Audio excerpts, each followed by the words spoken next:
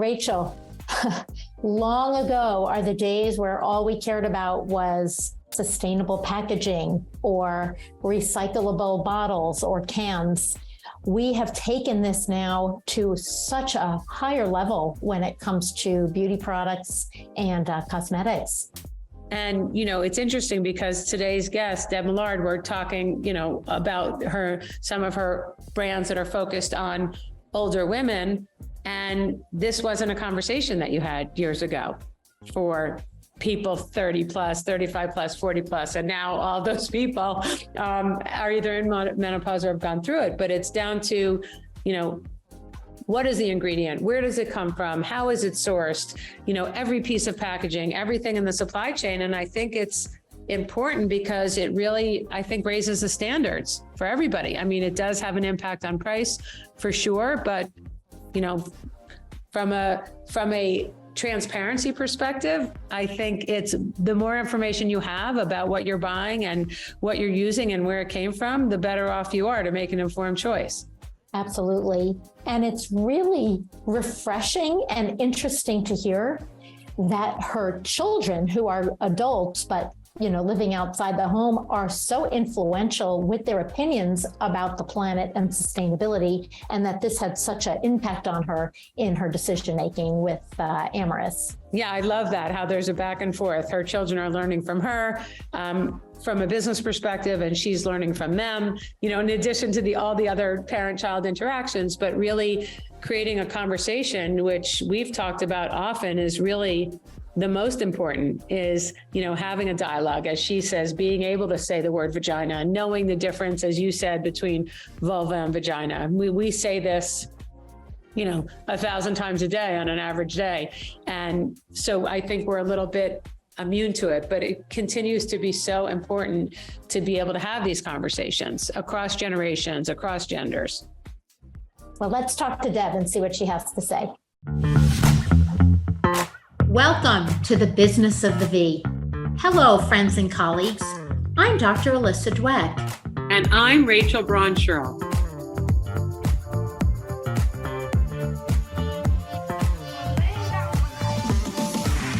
Each week, we bring you the most fascinating investors, inventors, entrepreneurs, academics, and healthcare practitioners who are making things happen in women's sexual and reproductive health. If you are a woman, know a woman, have a business, or care about your V health and wellness, fasten your seatbelts and listen in to another informative and inspiring episode. We are so happy to welcome our guest today, Deb Millard, who's the brand president Stripes and Healthy Aging Brands at Amyris, which is a big title, and there's a lot of stuff going on under that heading. Welcome. Thanks for joining us. Thanks for having me. Look forward to having the conversation. So we always are interested how people get from wherever they were to women's health, to the heart of the storm and the heart of what we talk about.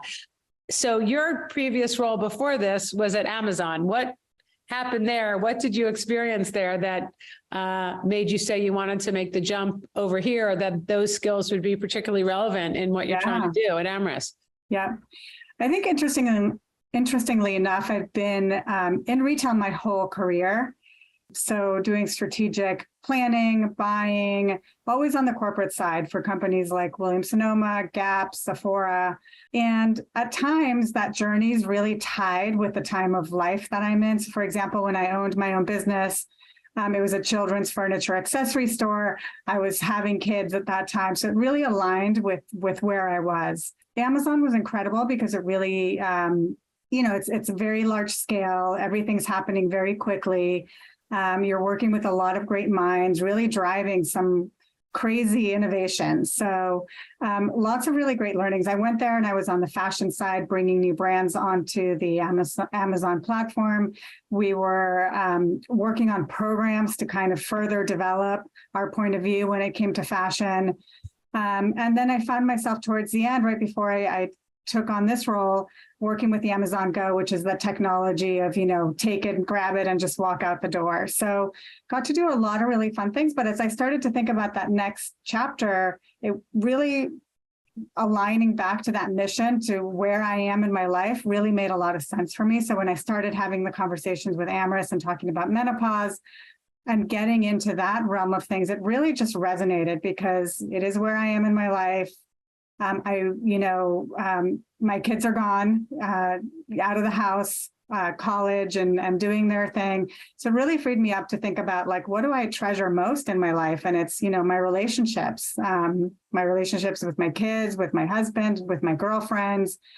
And as I learned more about this and I was going through my own journey, thinking about like how underserved we are, that it takes a lot of education even to get in front of a doctor and have the right conversation so that it serves you.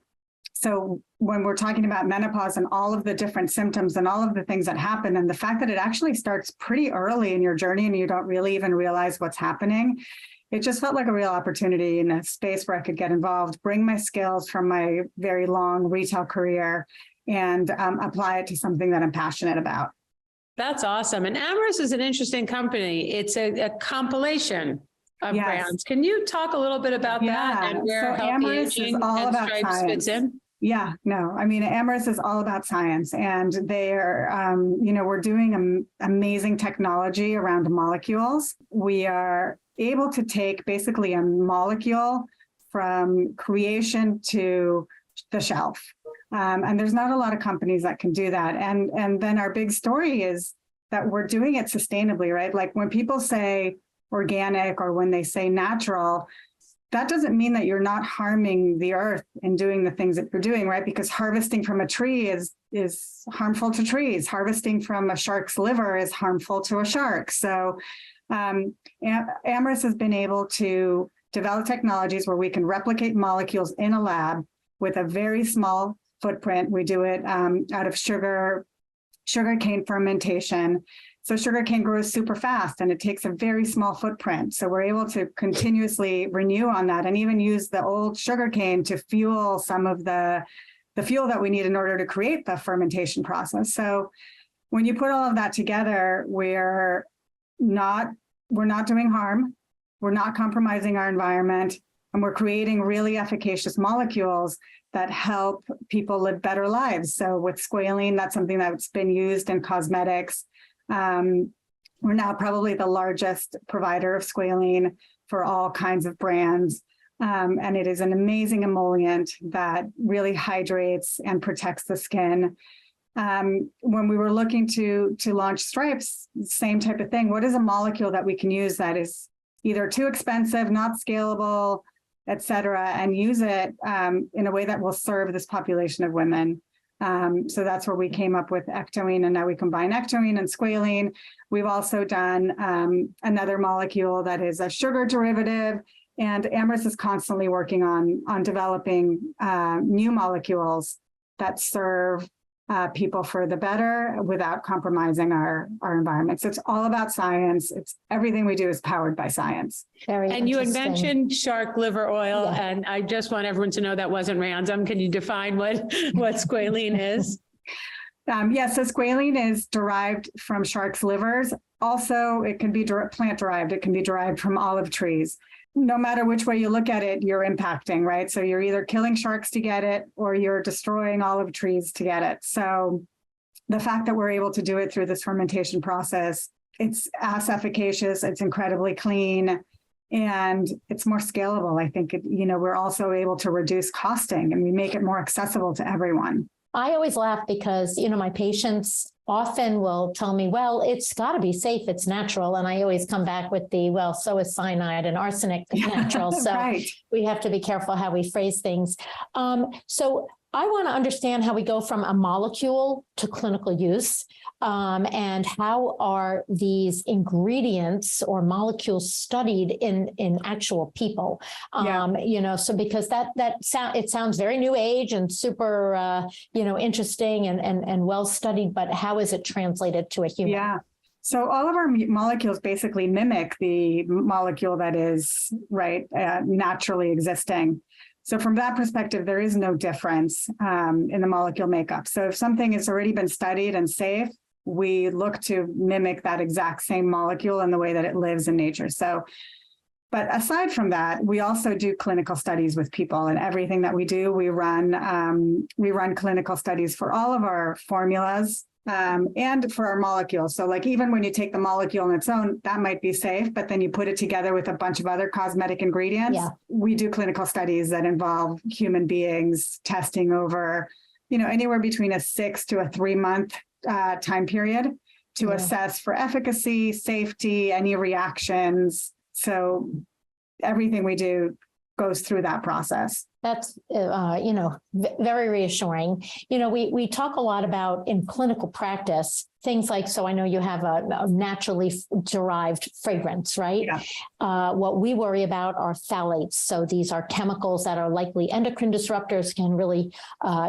potentially have some fairly significant endocrine effects for people who identify as women for sure, and maybe fertility and maybe reproductive life and, possibly even some medical ailments. How are you getting around, like, is this a replacement for fragrance, for example, to try to, mitigate those risks that come along with, the usual fragrance ingredients? So are you talking about fragrance that we might put in our products, or? Yeah, like I looked at some of your products are having to do with fragrance. You have a natural we do have a natural process. Yep. So those actually we're working with, we do create some fragrance molecules, but for this we worked with an outside fragrance expert that looks at all of this, and really we want all of our products to be EWG compliant. Yeah. So all of our products have also been given to EWG for them to go through all of it, to make sure that our ratings are coming, in that like 3 or under range. So, happy to report that we're basically there and all of it, just because we want to make sure for ourselves, right, that sometimes these things can combine together and be precursors to other things, and we need to know that. So we make sure that all of our products are EWG compliant. Where do you draw the line between beauty or cosmetics and medical, or do you not really cross into the medical side of things? So we really, try and stay away, because we really are an over-the-counter product. Yeah. We're not doing anything that is prescription. I think, the craziest we get is like SPF, which has some more stringent and other regulatory requirements. So right now that is kind of our space, but there are things, for example, like the lubes in our line, right? Like the 2 products that we have, a vaginal moisturizer and then a vaginal lubricant. You can't really call them lubricants because a lubrication is considered 510K device. Yes. Yeah. And it has to be cleared by the FDA. So we are going through FDA clearance on that too, because we want to be able to talk about things the way that they're intended. And make sure that we're providing women with all of the safety and information that they deserve. So I love all the brands that you've worked with. I've been a customer of all of those, so I can only imagine how many people called you and wanted to know when there was a big sample sale or anything else. But I really love the idea that you wanted to always be working with products that you could relate to, given the stage of life that you were in. So tell us, obviously you talked about being of menopausal age. How did you make the connection? There are lots of obviously new celebrity brands, not just in menopause, but in skincare. What was the catalyst for the relationship with Naomi Watts and the co-founding of Stripes? Yeah. So I think the first thing was Amyris, right? So getting with a company where their mission was aligned to, my kids, that's all they talk about is we're killing the earth, we're killing our environment. We need to stop this. So that conversation, I think sparked a lot of interest for me because it aligned with where I felt my kids wanted me to be going and where I want to be, right? I want to be a part of the solution, not continue to be a part of the problem. And if I'm going to continue to sell products to people, I want to do it in a way that feels like I am doing the least harm possible. So that was number one. And the second part was, connecting with Naomi and having that conversation and really understanding that this wasn't just like a celebrity moment for her. This was true lived experience that she started to go through in her late 30s, trying to get pregnant, getting pregnant, then from pregnancy right to menopause, and all of the symptoms that she felt, which were a lot, anything from dry skin to thinning hair to, all of it. So it really felt very genuine to me and the mission that she wanted to go after. And for me, it was like, I'm all in, but let's find the so what. I don't want to just launch a line just for the sake of launching. There's many skincare lines out there. And for me, that so what was the Ectoine. The Ectoine is an incredible ingredient that basically takes hydration to where it needs to be. And what Ectoine really does, I mean, I'll get a little bit more scientific with it, but you know, we all have perfectly beautiful, rounded proteins when we're young and things are working the way that they should. And when we start to lose that estrogen, we start to lose our ability to retain water, our ability to retain oils, collagen, et cetera. And our proteins start to like go from this nice round shape to like a spaghetti type shape, which now they're not working to help you, regenerate your skin and keep all of those layers healthy. What Ectoine does is it can really get into that layer and go right to the proteins and draw water to where it's needed. So it takes the spaghetti-like proteins now and turns them back into those nice, fluffy, round proteins and keeps the water there. So it's a really great way to hydrate. And then when you put squalene on top of that, now you've got, it's almost like a boiling pot, right? And when you take the lid off, the water boils out and then your pot gets all crackled and dry.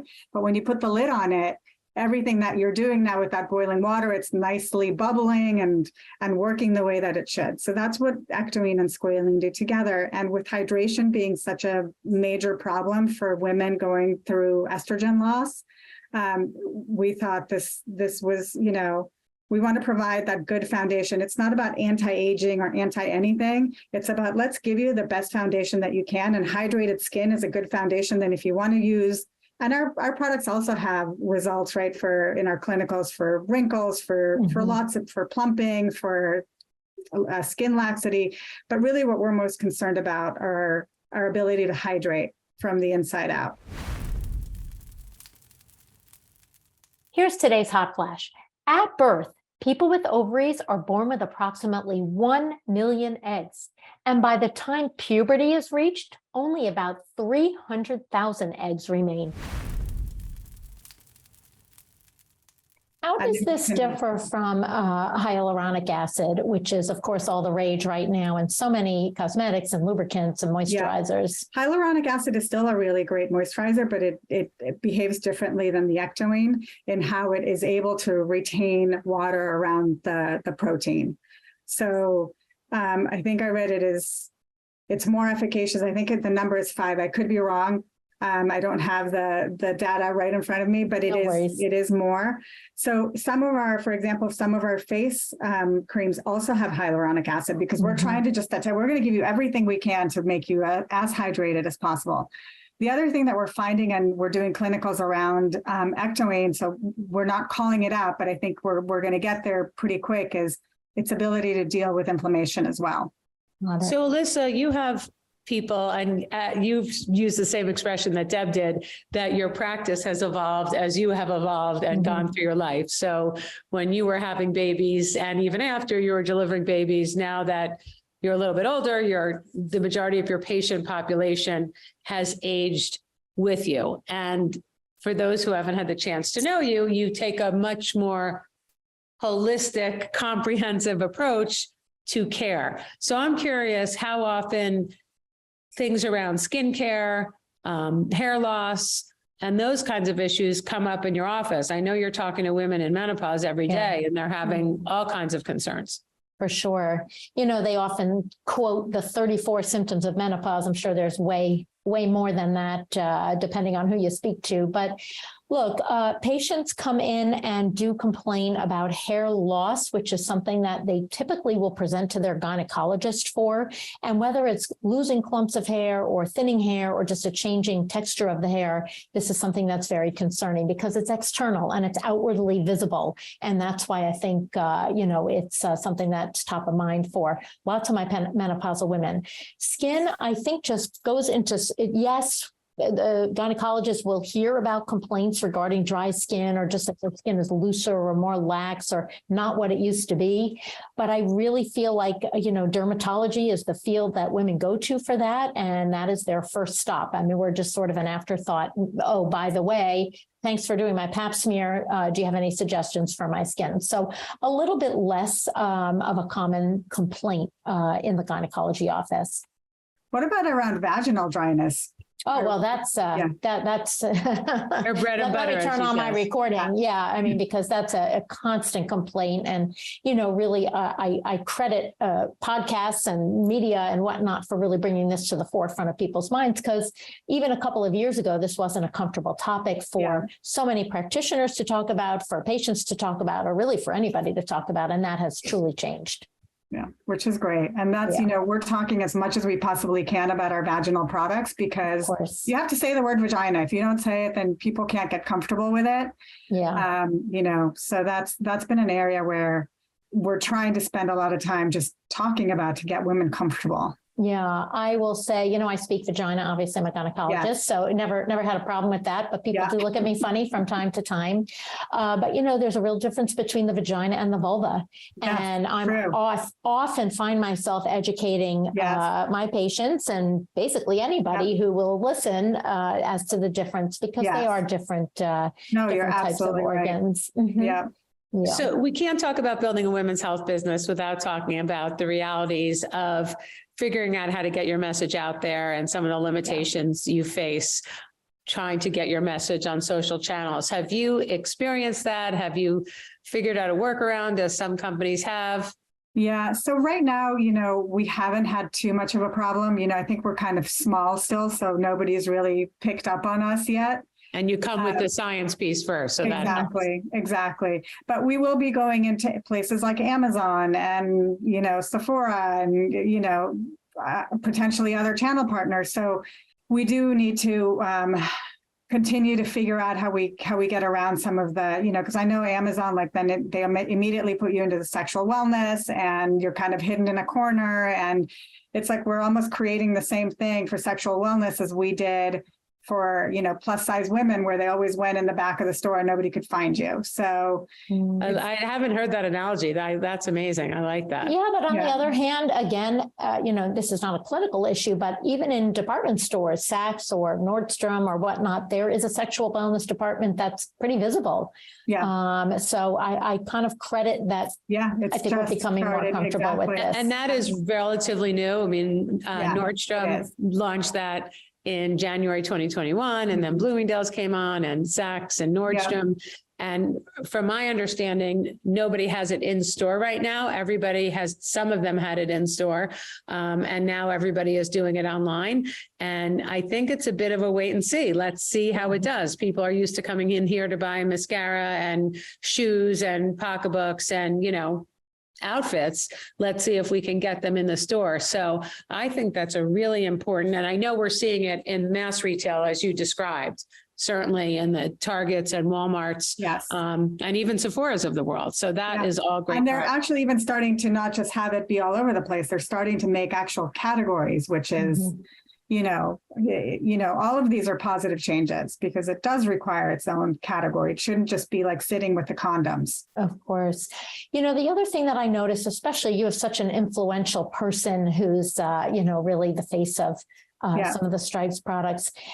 The standard menopausal woman from years back would look like a hunched over older person, maybe with, a kerchief on their head and a cane and whatnot, suggesting really just advanced osteoporosis more than what menopausal women look like at this time, which is, vibrant and energetic and beautiful. And yes, maybe they need a little more skin cream or hair treatment, but I digress.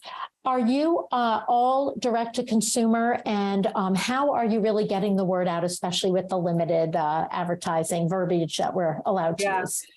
So we were able to build a pretty large community on Instagram. I think we're about over 110,000 and growing.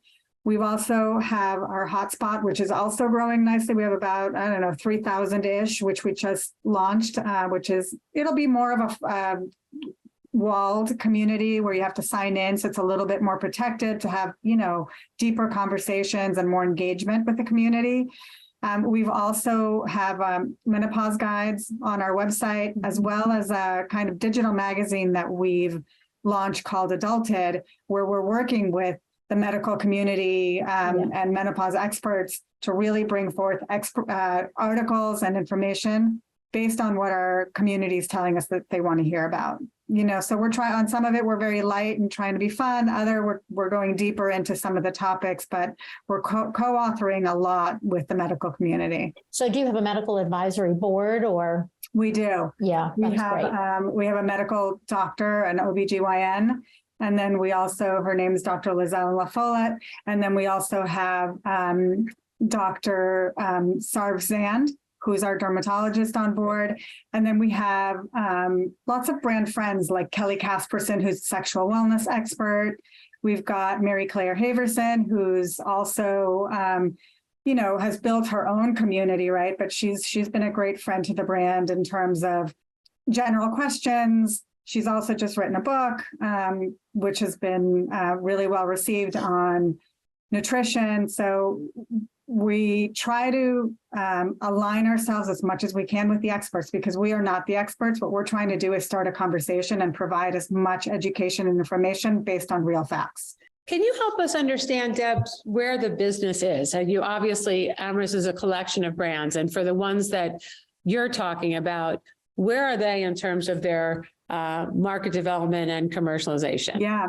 I mean, Stripes just launched in October. So lots of plans, obviously, channel partners, Amazon, continued growth on direct to consumer. We, like I said, with Adulted and Hotspot, we really want to be reaching out to the community. So becoming much more involved in different communities with different events.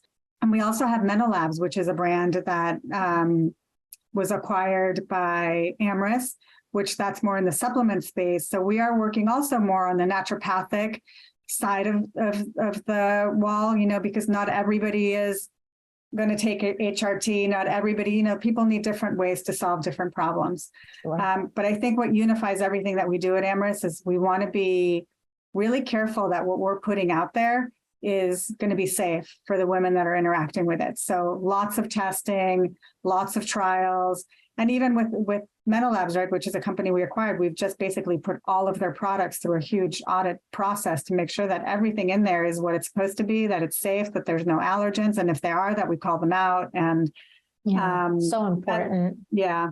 And with the Stripes supplements, because we do have some supplements there, we're basically trying to take the approach of like farm to supplement there, so that everything that is in there is traceable and the most efficacious, the best quality, and really traceable. What's really interesting is, having worked in this space for a long time, if you were talking about menopause years ago, 10, 12, 15 years ago, you didn't even think about sustainability. You didn't even think about the impact on the environment, because that wasn't a criteria historically that menopausal women cared about. But a lot of things have happened. Like you said, you're influenced by the attitudes your kids have about what our generation has done to their planet. And people of all ages use lubricants and of all ages use skincare. So the idea is it really does add a layer, and an important layer of responsibility to the world. And again, you didn't have to think about that 15 years ago. Yeah, it's true. Where the packaging comes from. Yeah. How do you continue this conversation, right? Because if now our women are getting more comfortable and our channel partners, meaning stores, are getting more comfortable, we need to now bring the men on. They need to be a huge part of this conversation as well, to really round everything out. And your kids, basically everyone around it, every woman's going to go through menopause. If you're a woman and at one point or another, whether it be chemically induced because you've had cancer or because you're of the right age or whatever, you're going to go through menopause. So it impacts us women, but really it impacts everybody around us as well. If we're not feeling well, people around us know it. It is interesting. I was at a conference recently where there are a bunch of founders and entrepreneurs and investors, and we were talking about building businesses in this space. And a physician on the panel said, well, here's how you get men to care about incontinence. You tell him how if they have a female partner, it interferes with their ability to conduct their life or to go to a movie with their partner. And the four of us on the panel were, I mean, pretty much laughing out loud saying, you know, I'm sorry you can't go to a movie because, you know, she had a baby or she's in menopause and she's leaking and hasn't figured out a solution. But it is really critical to make sure the men are in the conversation. I read something today that said, we need to teach boys about menstruation because uninformed boys about menstruation become uninformed men about menstruation. And they could have, you know, daughters and partners and should really have a better understanding. And I think that certainly with menopause, which seems to have exploded, at least in the conversations in the workplace, there's just, you can't avoid getting more educated. You know, we won't 100%. kind of stand for anymore that people don't know anything about what women are going through. Yeah. And the girls too, right? Like my daughters have been listening to all of this and they're like, we've learned so much. And now if I start having symptoms when I'm in my 30s, like I'm going to know that could be perimenopause. Absolutely. The young women are coming in now and asking all about fertility at age 28. So they're certainly a much more informed bunch. But what I'm really so interested in is just the elimination of some of these chemicals that we're finding over time are probably impacting our health. And while some of them are ubiquitous, you know, there are certainly ways to try to mitigate that risk. So it's very appreciated what your company is doing. Oh, thank you. Before we let you go, you've had such a big and successful career across different categories, in retail, direct to consumer, and I'm sure you couldn't fit it into one idea, but given what you've learned and all the experiences you have, for people who are just starting out as entrepreneurs or people who are looking for companies to invest in this space, you know, what is a piece of advice you can give them so that they can, you know, 20 years from now or 10 years from now, be the person, you know, with all the wisdom, building the next greatest brand? I think it's really about answering the so what. If you're doing something that doesn't have a really clear so what, then there's really no point in doing it. And then also the consumer, like you have to be tied to the consumer. You can always be behind your closed door, assuming what everybody wants. But if you don't have that connection to the consumer, you really don't know what you're talking about. So to me, it's those like that you're providing a so what and that you really understand what the consumer wants. Absolutely. Well, thank you so much. It's exciting. We can't wait to see what happens with Stripes and all the things that Amyris brings out. And we appreciate you taking time to speak with us. Thanks so much, Rachel. And so nice to meet you, Alyssa. You as well. Thanks again. Right. Bye. Good night. Bye. Don't forget, subscribe to our podcast at businessofthev.com for the latest trends and trendsetters in women's health and business.